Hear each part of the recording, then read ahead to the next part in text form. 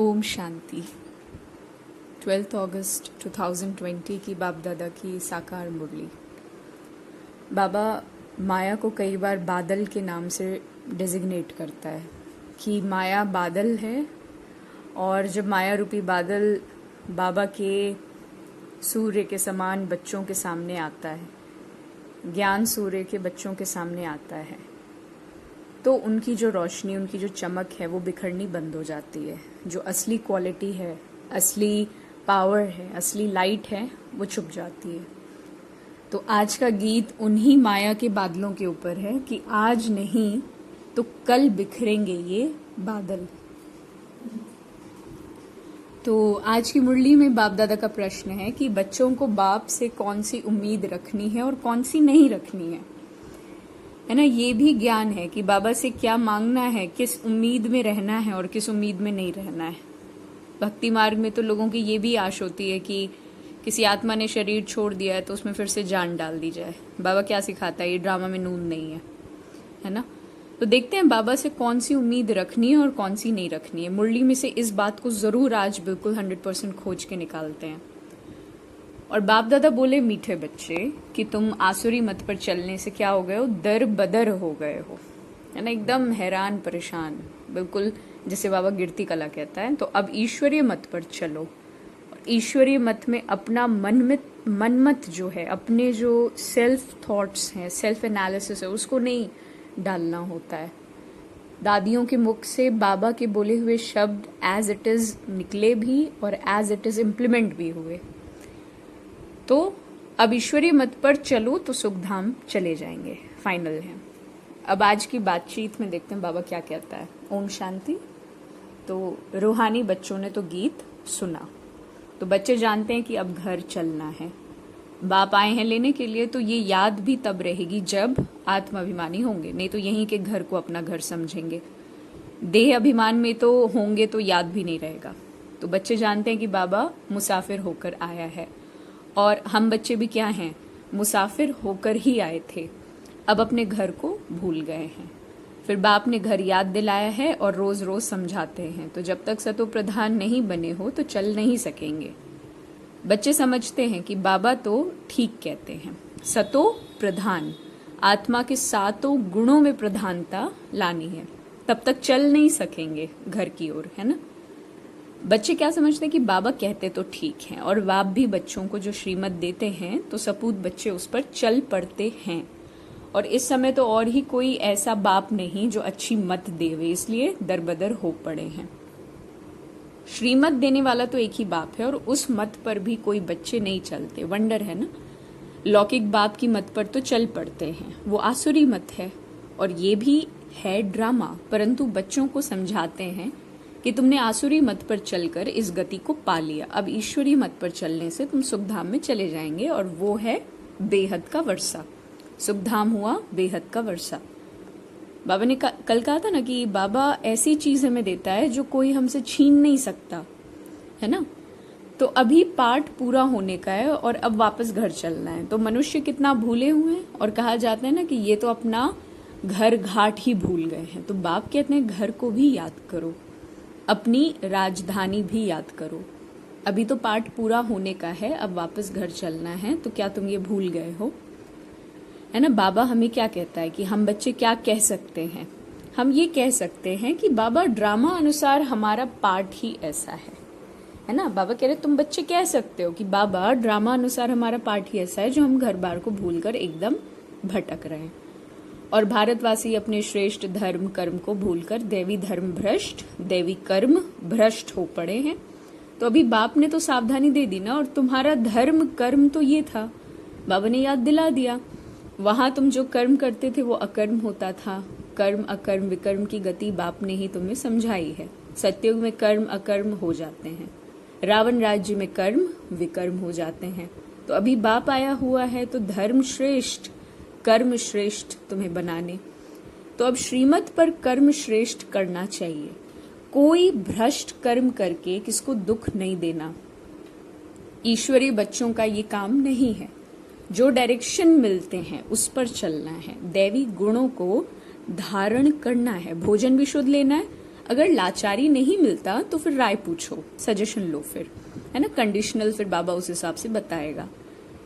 लेकिन लाचारी नहीं है, किसी प्रकार की कोई विडंबना, कोई परिस्थिति, कोई अजीब सी ऐसी बात नहीं है ना, शरीर साथ नहीं दे रहा है या कोई और दिक्कत नहीं है, तो वो अलग बात है।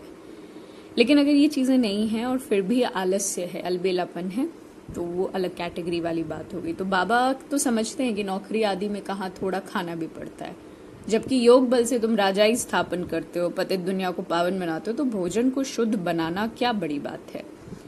नौकरी तो करनी है ना, ऐसे तो नहीं कि बाप का बने तो सब कुछ छोड़कर यहाँ आकर बैठ जाना है। कितने ढेर बच्चे हैं ना, तो इतने सब तो रह नहीं सकते, रहना सबको गृहस्थ व्यवहार में है। तो ये समझना है कि मैं आत्मा हूँ, बाबा आया हुआ है, हमको पवित्र बनाकर अपने घर ले जाते हैं, फिर राजधानी में आ जाएंगे। अब ये तो पराया रावण का छीछी घाट है ना, और तुम बिल्कुल ही पतित बन गए हो, तो ड्रामा प्लान अनुसार हुआ है। तो बाप कहते हैं अभी मैं तुमको सुजाग करने आया हूँ, तो श्रीमत पर चलो, जितना चलेंगे उतना श्रेष्ठ बनेंगे। तो अभी तुम समझते हो कि हम बाप को जो स्वर्ग का वर्षा देता है ना, स्वर्ग का मालिक बनाते हैं, हम उनको भूल गए हैं। और अब बाबा क्या कर रहे हैं, बाबा सुधारने के लिए आए हैं। तो अच्छी रीति फिर सुधरना चाहिए, खुशी में आना चाहिए, है ना, कि बेहद का बाप मिल गया। बच्चों से बात ऐसे करते हैं जैसे तुम आत्माएं आपस में करती हो। देखो, है तो वो भी आत्मा, परम आत्मा है ना, उनका अपना पार्ट है, लेकिन है तो वो भी आत्मा ही ना। तो तुम आत्माएं पार्टधारी हो, ऊंचते ऊंच से लेकर नीचते नीच का पार्ट है। और भक्ति मार्ग में मनुष्य गाते भी हैं, ईश्वर ही सब कुछ करते हैं। अब बाप कहते हैं मेरा कोई ऐसा पार्ट थोड़े ही है कि कोई बीमार को मैं अच्छा कर दूं, प्रैक्टिकल मेरा ये काम नहीं है। बाबा कह रहा हमारा पार्ट है रास्ता बताने का कि तुम पवित्र कैसे बनो। पवित्र बनने से तुम घर में भी जा सकेंगे, है ना, राजधानी में भी जा सकेंगे। और कोई उम्मीद मत रखो फलाना बीमार है आशीर्वाद मिले ना, आशीर्वाद कृपा आदि की बात मेरे पास कुछ भी नहीं है।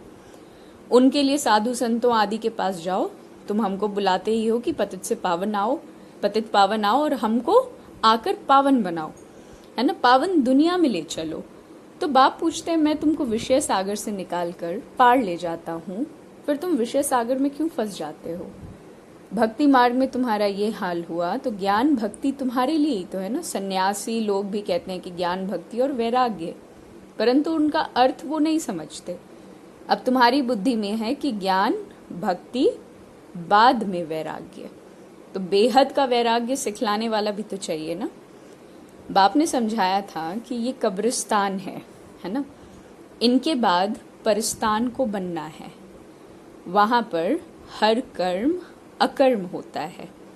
तो अभी बाबा तुमको ऐसे कर्म सिखलाते हैं जो कोई भी कर्म तुम्हारे विकर्म न बने।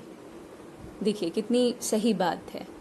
बाबा अभी ऐसी शिक्षा देते हैं, ऐसी गाइडलाइन देते हैं, ऐसी समझ देते हैं कि हमारा कोई भी कर्म जो है वो विकर्म न बने, किसी को भी दुख नहीं देना, पतित का अन्न मत खाना, विकार में मत जाना, अबलाओं पर अत्याचार ही इस पर होते हैं। देखते रहते हो ना कि माया के विघ्न कैसे पड़ते हैं। ये सब तो गुप्त है ना। कहते हैं देवताओं और असुरों की युद्ध लगी, फिर कहते हैं पांडव और कौरवों की युद्ध लगी। अब लड़ाई तो एक ही है। बाप समझाते हैं मैं ही तो तुमको राजयोग सिखला रहा हूं ना, भविष्य 21 जन्मों के लिए। ये मृत्यु लोक है। मनुष्य सत्यनारायण की कथा सुनते आए हैं, लेकिन फायदा कुछ भी नहीं है ना। राजयोग, बाबा ने देखिए ये लाइन क्या कहा, तुमको राजयोग सिखला रहा हूं भविष्य 21 जन्मों के लिए। राजयोग सिखा ही रहे हैं 21 जन्मों के लिए, है ना। राजयोगी वाली स्थिति रहेगी। तो राजयोग कोई बैठ करके प्रैक्टिस करने वाली बात नहीं है। राजयोग स्थिति का नाम है जो 21 जन्मों तक हमें प्राप्त होगी। और ये क्या है, ये मृत्यु लोक है। मनुष्य सत्यनारायण की कथा तो सुनते हैं लेकिन फायदा कुछ भी नहीं है। तो अभी तुम सच्ची गीता सुनाते हो, रामायण भी तुम ही सच्ची सुनाते हो। ये सब विस्तार बाकी भक्ति मार्ग में है ना। एक राम सीता की बात नहीं थी। बाबा कई बार ये भी कहता है कि एक द्रौपदी की भी बात नहीं थी, है ना। इस समय तो सारी दुनिया लंका है और चारों ओर पानी है। तो ये बेहद की लंका है ना, जिसमें रावण का राज्य है। तो एक बाप है ब्राइड ग्रूम, बाकी सब तो ब्राइड्स है ना।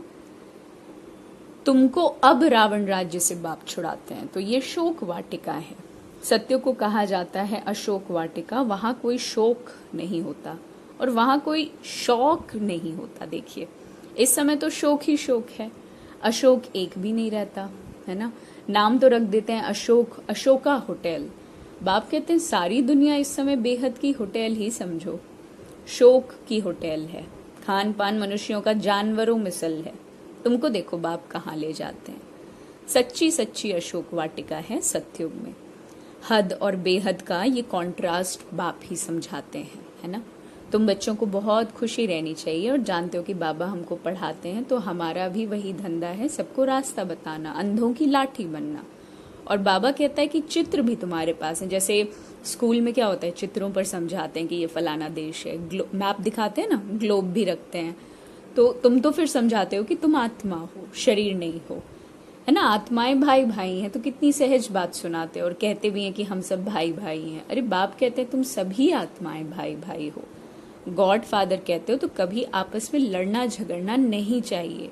शरीरधारी बनते हैं फिर भाई बहन हो जाते हैं, इसके अतिरिक्त और कुछ नहीं। हम शिव बाबा के बच्चे सब भाई भाई हैं, प्रजापिता ब्रह्मा के बच्चे भाई बहन हैं। हमको स्वर्ग का वर्षा मिलता है ना। वर्षा दादे से लेना है, इसलिए दादा को ही याद करते हैं। अब यहाँ बड़े भाई वाले दादा की बात नहीं है, यहाँ दादा वाले दादा की बात है, ग्रैंडफादर। वो कौन है? शिव बाबा। तो इस बच्चे यानी ब्रह्मा बाबा की बात है, इस बच्चे को भी हमने अपना बनाया अथवा इनमें प्रवेश किया। तो इन सब बातों को तुम अभी समझते हो। बाप कहते हैं बच्चे अब नया दैवी प्रवृत्ति मार्ग स्थापन हो रहा है। तुम सभी बीके शिव बाबा की मत पर चलते हो, ब्रह्मा भी उनकी मत पर चलते हैं। बाप कहते हैं अपने को आत्मा समझ बाप को याद करो और सर्व संबंधों को हल्का करते जाओ, है ना। लाइट करते जाओ संबंधों को। 8 घंटा याद रखना है, बाकी 16 घंटे में आराम या धंधा जो भी है वो करो। मैं बाप का बच्चा हूँ ये भी नहीं भूलना। ऐसे भी नहीं कि यहाँ आकर हॉस्टल में रहना, नहीं। गृहस्थ व्यवहार में बाल बच्चों के साथ रहना। बाबा पास आते ही हैं रिफ्रेश होने के लिए हम लोग, है ना। मथुरा वृंदावन में जाते हैं तो मधुबन का दीदार करने के लिए छोटा मॉडल रूप में बनाकर रखा है। तो अब तो ये बेहद की बात समझने की है ना कि शिव बाबा ब्रह्मा द्वारा नई सृष्टि ही रच रहे हैं। हम प्रजापिता ब्रह्मा की संतान बीके हैं। विकार की फिर यहाँ कोई बात नहीं हो सकती। सन्यासियों के शिष्य बनते हैं। अगर वो सन्यासी कपड़ा पहन लेवे तो नाम बदली हो जाता है ना। होता है ऐसा, जैसे किसी का नाम कुछ है और उसने सन्यास लिया तो जिस भी मठ या पंथ में गया तो वहां उसको एक नया नाम प्राप्त होता है ताकि वो पुरानी सारी चीजें भूल जाए, एक तरीका। तो यहाँ भी तुम बाबा के बने तो नाम रखे गए ना बाबा ने कि कितने भट्टी में रहे थे। इस भट्टी का तो किसको पता ही नहीं। शास्त्रों में तो न जाने क्या क्या बातें लिख दी ना, फिर भी ऐसा ही होगा रिपीटेशन में, है ना। अब तुम्हारी बुद्धि में सृष्टि का चक्र फिरता है और बाप भी स्वदर्शन चक्रधारी है, सृष्टि के आदि मध्य अंत को जानता है। तो बाबा को तो शरीर भी नहीं, तुमको तो स्थूल शरीर है ना। वो तो है ही परमात्मा, आत्मा ही स्वदर्शन चक्रधारी है। तो अब आत्मा को अलंकार कैसे दिए जाए, समझ की बात है ना। ये कितनी महीन बातें हैं। तो बाप कहते हैं वास्तव में मैं हूं स्वदर्शन चक्रधारी। तुम जानते हो कि आत्मा में सारे सृष्टि चक्र का ज्ञान आ जाता है। बाबा भी तो परम धाम में रहने वाले हैं और हम भी वहीं के रहने वाले हैं। बाप आकर अपना परिचय देते हैं, बच्चे मैं भी स्वदर्शन चक्रधारी हूँ। मैं पतित पावन आया हूँ तुम्हारे पास। मुझे बुलाया ही है कि आकर पतित से पावन बनाओ, लिबरेट करो। उनको शरीर तो है नहीं, वो अजन्मा है ना। शिव पुराण में भी इस बात का मेंशन है कि वो अजन्मा है। भल जन्म भी लेते हैं परंतु दिव्य। शिव जयंती अथवा शिवरात्रि मनाते हैं। बाप कहते हैं मैं आता ही हूँ तब जब रात पूरी होती है। तो दिन बनाने आता हूँ और दिन में 21 जन्म, फिर रात में 63 जन्म। आत्मा ही भिन्न भिन्न जन्म लेती है। अब दिन से रात में आई है, फिर से दिन में जाना है। तो सुदर्शन चक्रधारी भी तुमको बनाया। इस समय मेरा पाठ है, तुमको भी सुदर्शन चक्रधारी बनाता हूँ, फिर तुम औरों को बनाओ। 84 जन्म कैसे लिए, वो 84 जन्मों का चक्र तो समझा लिया ना। आगे तुमको ये ज्ञान था क्या? बिल्कुल नहीं, अज्ञानी थे। बाबा मूल बात समझाते हैं कि बाबा सुदर्शन चक्रधारी है, उनको ज्ञान का सागर भी कहा जाता है। वो सत्य है, चैतन्य है, मतलब बाबा प्रैक्टिकल है, लिविंग है, कॉन्शियस है, बातें महसूस करता है, कोई जड़ नहीं है ना। तुम बच्चों को वर्षा दे रहा है तो बाबा बच्चों को समझाते हैं आपस में लड़ो झगड़ो मत, लून पानी मत हो, सदैव हर्षित रहना है और सबको बाप का परिचय देना है। बाप को ही सब भूल गए हैं तो अब बाप क्या कहते हैं, मामेकम याद करो, निराकार भगवानुवाच, निराकारी आत्माओं प्रति, असल में तुम निराकार हो और फिर साकारी बनते हो। साकार बगैर तो आत्मा कुछ कर ही नहीं सकती। आत्मा शरीर से निकल जाती है तो चुरपुर कुछ भी नहीं हो सकती शरीर में, है ना। आत्मा फौरन जाकर दूसरे शरीर में अपना पार्ट बजाती है। इन बातों को अच्छी रीति समझो, अंदर घोटते रहो। हम आत्मा बाबा से वर्षा लेते हैं, वर्षा मिलता है सत्युग का, तो जरूर बाप ने ही भारत को वर्षा दिया होगा। कब वर्षा दिया, फिर क्या हुआ, ये मनुष्यों को कुछ पता है नहीं एक्चुअली, है ना। तो अभी बाप सब बातें बताते हैं कि तुम बच्चों को ही स्वदर्शन चक्रधारी बनाया है, फिर तुमने 84 जन्म भोगे, अब फिर मैं आया हूं, कितना सहज समझाते हैं। तो बाप को याद करो और मीठे बनो। एम ऑब्जेक्ट सामने है, बाप वकीलों का वकील है, सब झगड़ों से छुड़ा देता है। तुम बच्चों को आंतरिक खुशी बहुत होनी चाहिए, वकीलों का वकील, अंडरलाइन प्लीज। हम बाबा के बच्चे बने हैं, बाप ने हमको अडॉप्ट किया है वर्षा देने, तो यहाँ तुम आते ही हो वर्षा लेने के लिए। बाप कहते हैं बाल बच्चे आदि देखते हुए बुद्धि बाप और राजधानी की तरफ ही रहे। पढ़ाई कितनी सहज है, बाप जो तुमको विश्व का मालिक बनाते हैं उनको मत भूलो। पहले अपने को आत्मा जरूर समझो। ये ज्ञान बाप संगम पर ही देते हैं, क्योंकि संगम पर ही तुमको पतित से पावन होना है। तो प्रश्न का उत्तर क्या है, बाबा से क्या मांगना है क्या नहीं मांगना, क्या बेसिकली क्या उम्मीद रखनी है क्या नहीं रखनी। तो बाप से यही उम्मीद केवल रखना है कि हम बाप द्वारा पवित्र बन अपने घर और घाट यानी राजधानी में जाएंगे। बाप कहते हैं बच्चे मेरे में ये उम्मीद नहीं रखना कि फलाना बीमार है आशीर्वाद मिले, यहाँ कृपा या आशीर्वाद की कोई बात नहीं होती। मैं आया हूं तुम बच्चों को पतित से पावन बनाने। अब मैं तुमको ऐसे कर्म सिखलाता हूं जो कि कभी तुम्हारे कर्म विकर्म ना बने। अच्छा देखिए आज का याद प्यार सुनिए। मीठे मीठे रूहानी ब्रह्मा मुख वंशावली, ब्राह्मण कुल भूषण, ये देवताओं से भी ऊंच कुल है। तुम भारत की बहुत ऊंच सेवा करते हो, तो अभी फिर तुम पूज्य बन जाएंगे। अब पुजारी को पूज्य कौड़ी से हीरे जैसा बनाना है, ऐसे रूहानी बच्चों प्रति मात पिता बाप दादा का याद प्यार और गुड मॉर्निंग। रूहानी बाप की रूहानी बच्चों को नमस्ते। हम रूहानी बच्चों की रूहानी बाप दादा को याद प्यार गुड मॉर्निंग और नमस्ते नमस्ते। धारणा के लिए मुख्य सार, श्रीमत पर अब हर कर्म श्रेष्ठ करना है, किसी को भी दुख नहीं देना, दैवी गुण धारण करने हैं, बाप के डायरेक्शन पर ही केवल चलना है, सदैव हर्षित रहने के लिए स्वदर्शन चक्रधारी बनना है, कभी लून पानी नहीं होना, सबको बाप का परिचय देना है और बहुत बहुत मीठा बनना है। वरदान है अंतर्मुखी भव, युक्ति है सदा सुखों के सागर में लवलीन रहने वाले अंतर्मुखी भव। जैसे कहा जाता है अंतर्मुखी सदा सुखी, तो जो बच्चे सदा अंतर्मुखी भव का वरदान प्राप्त कर लेते हैं वो बाप समान सदा सुख के सागर में लवलीन रहते हैं, है ना। तो अंतर्मुखी का वरदान जिसको प्राप्त है वो लवलीन है सुख के सागर में। तो सुखदाता के बच्चे स्वयं भी सुखदाता बन जाते हैं और सर्व आत्माओं को सुख का ही खजाना बांटते हैं। तो अब अंतर्मुखी बन ऐसी संपन्न मूर्ति बन जाओ जो आपके पास कोई भी किसी भी भावना से आए अपनी भावना संपन्न करके जाए।